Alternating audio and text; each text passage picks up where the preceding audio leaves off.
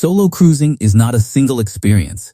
It changes sharply depending on ship type, even when the itinerary and cruise line look similar on a booking page. The most common booking mistake is choosing a ship built for couples, families, or groups, and assuming a solo traveler will simply adapt. That mistake shows up on board as avoidable extra costs, limited access to social spaces, dining friction, and a cabin decision that quietly drives the entire week. This ranking breaks solo cruise experiences down by ship type, from worst to best, using practical decision factors that affect daily life on board, not marketing claims. The goal is simple. Avoid ship types that make solo travel harder, and identify ship types that remove barriers so the cruise feels functional, comfortable, and worth the money. Comment where you're watching from, and whether solo comfort, social access, or value matters most for this cruise decision. Major ocean cruise lines and modern ship deployments currently sailing, using ship type patterns that stay consistent across brands. Solo experiences are evaluated using 5 criteria that directly change the onboard outcome. First, solo cabin availability and how solo pricing is structured, including whether the fare requires paying a full missing second guest amount in practice. Second, public space design, meaning whether the ship's default layout supports independent movement and casual use without needing a group. Third, dining access, including whether solo guests can eat normally without awkward seating constraints or limited time options. Fourth, social friction or facilitation, meaning whether the ship's programming and venue design makes meeting others optional and easy rather than forced or impractical. Fifth, value efficiency for a one-person booking, meaning whether the ship's main benefits are realistically usable by one person without paying for features that only work well in groups. Ship types are ordered from least supportive for solo cruisers to most supportive, based on how reliably the ship reduces common solo pain points without requiring aggressive planning or constant workaround behavior. A separate itinerary can still change the result, but the ship type baseline usually dominates the experience.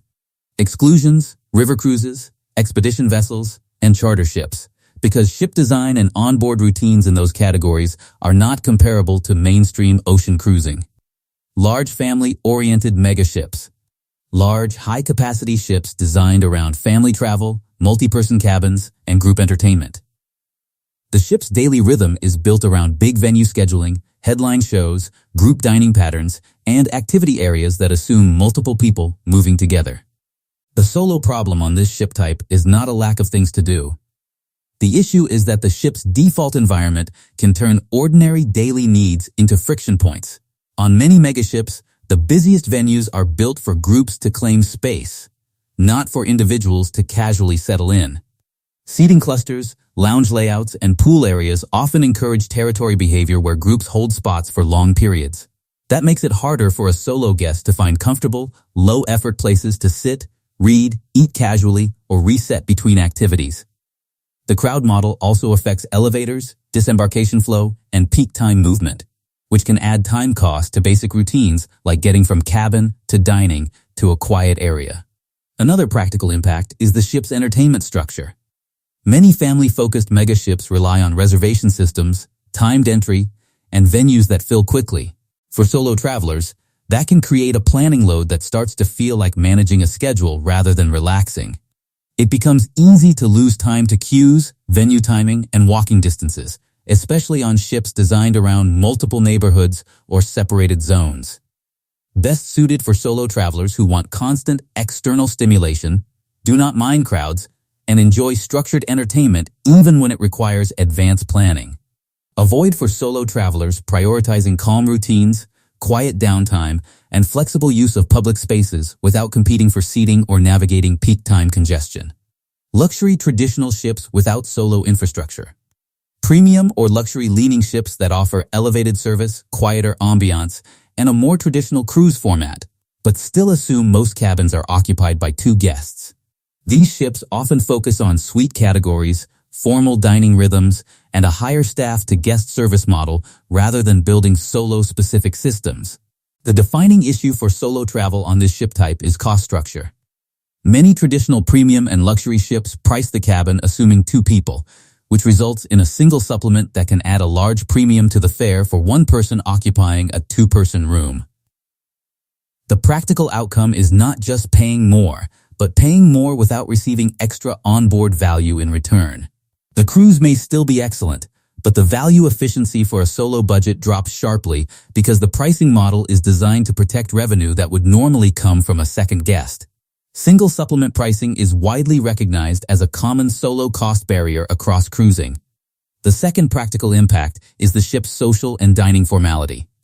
Traditional luxury ships often have a slower pace, more structured dining expectations, and venue environments that can feel intentionally quiet. For some solo travelers, this reduces noise and chaos. For others, it can create social inertia, where meeting people requires more effort because the environment signals privacy and pairing rather than casual mixing. That is not inherently negative, but it changes the kind of solo trip this ship supports.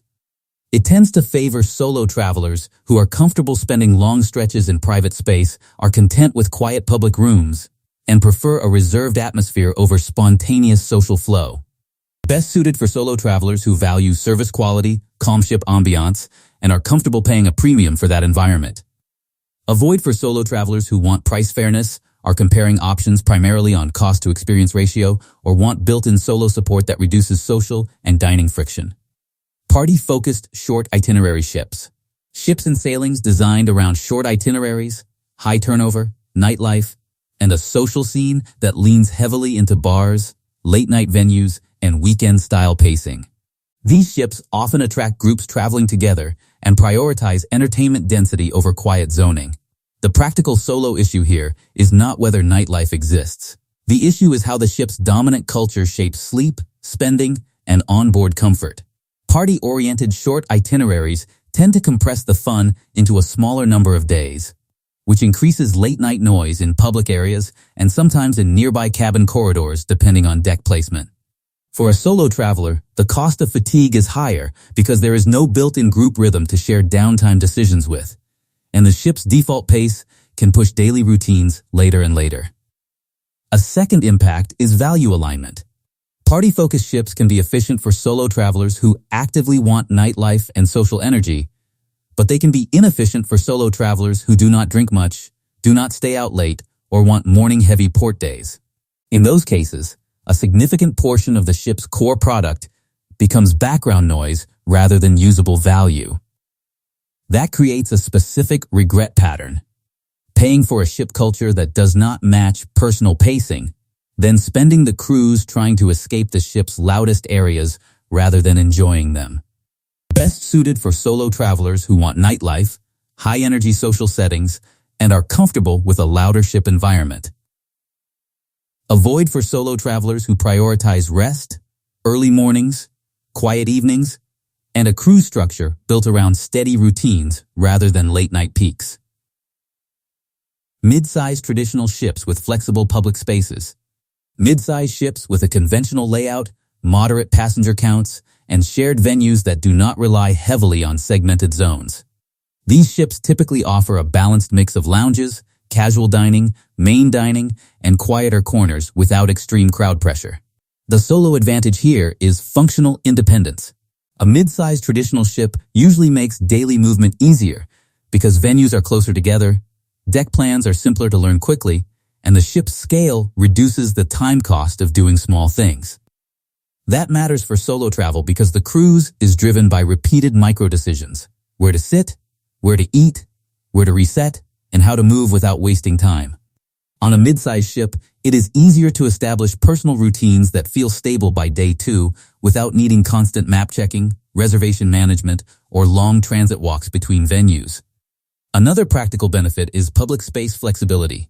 Mid-sized ships often have more neutral seating arrangements in lounges and quieter areas, which can be used comfortably by one person without feeling out of place. This reduces the solo visibility problem where some ships make an individual feel like they are occupying space designed for groups. The result is a calmer solo baseline, less effort spent finding usable spaces and more time spent enjoying them. Best suited for solo travelers who want a balanced cruise with low friction, predictable routines, and comfortable use of public spaces without needing a formal solo program. Avoid for solo travelers who want heavy onboard novelty, large-scale attractions, or a ship designed around constant high-intensity entertainment. Modern ships with limited solo cabins. Newer ships that include a small number of single-occupancy stateroom categories, often marketed as studio or solo cabins, but offered in limited quantity. These ships still operate primarily as double-occupancy businesses, with solo cabins acting as a capacity niche rather than the core product. The key solo benefit is pricing access that can be more rational than booking a two-person cabin alone, depending on sailing demand. Some cruise lines explicitly position studio or solo staterooms to be booked without the usual single supplement applied to standard double-occupancy cabins. The practical decision impact is that a solo traveler can sometimes avoid paying for an unused second berth and can budget more predictably. The limiting factor is availability pressure. Because solo cabin inventory is small, it can disappear early on popular itineraries, leaving solo travelers forced back into traditional pricing. That creates a planning rule that matters more than many first-time solo cruisers expect.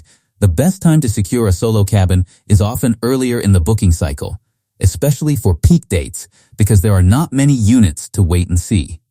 When the solo cabins sell out, the remaining pricing can shift rapidly, and a solo traveler who delays may face a choice between paying a premium or switching sailings. Cabin design also matters. Many solo cabins are compact by design, which is fine for travelers who treat the cabin as a sleep base. For travelers who expect meaningful private downtime in the room, the space constraint can reduce comfort. The decision benefit is knowing whether the cruise plan includes substantial cabin time, because that determines whether a compact solo cabin is a smart trade-off or a false economy. Best suited for solo travelers who want modern ship features but want a cabin category priced for one person, and can commit to booking earlier to secure limited inventory. Avoid for solo travelers who need larger private space, plan to spend significant time in the cabin, or prefer late booking flexibility. Ships with dedicated solo programs. Ships that do more than offer a solo cabin category. These ships include organized solo meetups, hosted activities, and intentional mechanisms that reduce solo friction in dining and daily scheduling. The ship may still be mainstream in passenger mix, but it recognizes solo travelers as a distinct audience. The practical advantage is reduced activation energy. Many solo travelers do not need constant socializing, but they benefit from low-effort entry points that make connection optional without being awkward. Dedicated solo programs create structured moments where solo guests can meet others in a context that is normal and expected, rather than relying on chance interactions. This changes the solo experience even for introverted travelers because it reduces the work required to find social options when desired. A second decision benefit is dining normalization. On ships with solo programming, dining logistics are often easier because the ship anticipates single diners and provides clearer pathways to eat comfortably, whether through staff guidance, designated meetups before dinner, or consistent scheduling. This matters because dining is the most repetitive daily touchpoint on a cruise, and friction there can quietly drain satisfaction across the week. These programs are also useful for first-time solo cruisers because they reduce uncertainty. A traveler can choose social participation when it feels right and can opt out without losing access to the ship's core experience. The ship effectively provides default options so the solo traveler does not need to build the entire week from scratch.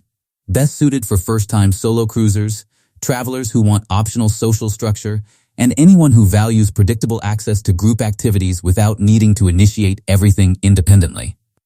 Avoid for solo travelers who strongly prefer complete privacy, dislike scheduled meetups, or want a cruise where social participation is entirely incidental. Solo-centric ship designs. Ship designs and onboard concepts that treat solo travelers as a core use case rather than a side category. This often includes meaningful solo cabin inventory, dedicated social spaces, and venue design that supports independent use without requiring group membership. Some lines explicitly bundle solo cabins with access to a private lounge or community space designed for solo guests. The decision advantage is systemic support rather than patchwork fixes. When a ship is designed with solo travelers in mind, pricing, space, and social access tend to align instead of conflicting. Dedicated solo lounges provide a consistent place to reset, grab a drink or snack, and see familiar faces without committing to a full event. On some ships, the studio concept is tied to an exclusive lounge that exists specifically to make solo travel feel normal and operationally easy rather than isolated. The second impact is autonomy with options. Solo-centric design usually creates multiple entry levels for social interaction. A traveler can remain independent and still feel comfortable in public spaces because the ship's layout does not treat one person's seating as an exception. When interaction is desired, it becomes easier because the ship provides natural gathering points for solo guests without forcing participation. This ship type also improves value efficiency because the product matches the buyer. A solo traveler is less likely to pay for features that only work well in a group, and more likely to pay for features that improve the solo baseline, functional cabins, predictable solo-friendly spaces, and a social structure that is available but not mandatory. Best suited for repeat solo cruisers who want efficiency, fairer solo cabin options, and a ship environment that supports independent routines while keeping social access available. Avoid for solo travelers who dislike compact cabins when solo categories are studio-sized, or who want an ultra-traditional cruise atmosphere with formal structure rather than modern solo-oriented design. Solo cruising outcomes are driven by ship design choices that are easy to miss when comparing fares and itineraries. The most reliable approach is choosing a ship type that matches how the week is expected to function day to day. Where time will be spent, how meals will be handled, and whether social access should be structured or incidental. The best solo ship types remove friction without requiring constant planning, and the worst ship types create friction even when the ship looks impressive on paper. Subscribe for research-driven cruise breakdowns focused on practical booking decisions. Comment where you're watching from and which ship type sounds closest to the solo experience that fits this trip.